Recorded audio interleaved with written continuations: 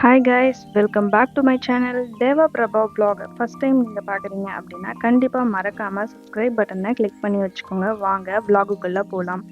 இன்றைக்கி நம்ம 2 கோவில்களை பற்றி தான் பார்க்க போகிறோம். ஃபர்ஸ்ட் கோவில் என்னன்னு பார்த்தோம்னா, சென்னையிலிருந்து 135 கிலோமீட்டரில் வேலூர் மாவட்டம் விரிஞ்சிபுரம் என்கின்ற அழகான கிராமத்தில் அமைந்துள்ள மிகவும் பழமையான சிவன் கோவில் மார்க்கபங்கீஸ்வரர் கோவில் பற்றி தான் நாம் இந்த வீடியோவில் பார்க்க போகிறோம். திருவாரூர் என்றால் தேரழகும், திருவிருஞ்சை என்றால் மதிலழகும் என்றும் சொல்வார்கள். 13ஆம் நூற்றாண்டில் சோழர்களால் கட்டப்பட்டது என்று நம்பப்படுகின்றது. சுயம்பு லிங்கமாகவும் சற்று வடக்கு திசை சாய்ந்தும் நமக்கு காட்சியளிக்கிறார். இப்போ பார்க்குற இந்த சிம்ம தீர்த்தம் என்று அழைக்கப்படுகிறது. கார்த்திகை மாதம் கடைசி ஞாயிறு அன்று 2000 பேர் புனித நீராட அனுமதி உண்டு. நம் முன்னோர்களின் விஞ்ஞான அறிவியலை ஞாபகப்படுத்தும் வகையில் சூரிய ஒளியில் விழும் நிழலை கொண்டு நம் நேரத்தை கணக்கிடலாம்.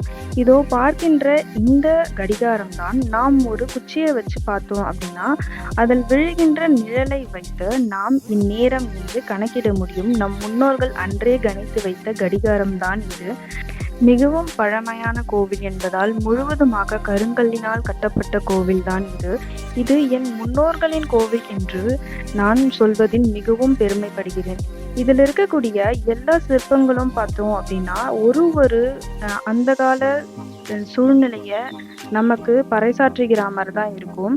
நாங்கள் போயிருந்த அந்த நேரத்தில் புறாக்கள் மையமாக கொண்டு வானத்தை சுற்றி சுற்றி வந்திருந்தது. ரொம்ப அழகாக இருந்தது பார்ப்பதற்கே.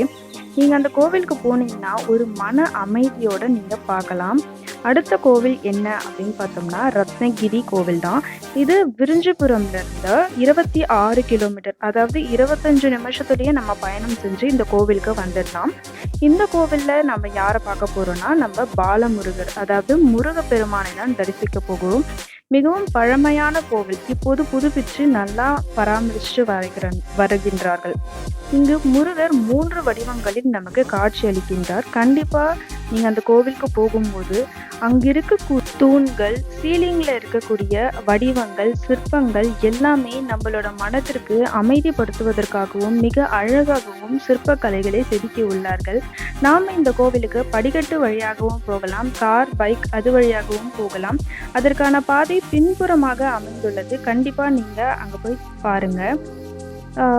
மிக அழகான இக்கோவிலில் ஃபோட்டோ, கேமரா எடுக்கிறதுக்கு கண்டிப்பாக அனுமதியே கிடையாது. நாங்கள் இதை எடுக்கிறதுக்கு முன்னாடி ஒருத்தர் மாட்டிக்கிட்டாரு. ஸோ சேஃப் அண்ட் செக்யூராக தான் நாங்கள் வீடியோ எடுத்தோம். கண்டிப்பாக நீங்கள் போகும்போது அங்கே இருக்கிற அர்ச்சகர்கிட்டயோ யார்கிட்டனா பெர்மிஷன் வாங்கிட்டே எடுங்க. நாம் பாலமுருகரை தரிசிச்சுட்டு வரலாம். கண்டிப்பாக பாலமுருகர் இருப்பதால் இங்கு சஷ்டி அன்று சூரசம்ஹாரம் நடக்காது என்று கூறப்படுகிறது. கோவிலோட தெப்பக்குளம் நாங்கள் பார்க்க மிஸ் பண்ணிட்டோம். கண்டிப்பாக நீங்கள் போகும்போது விசிட் பண்ணிட்டு வாங்க.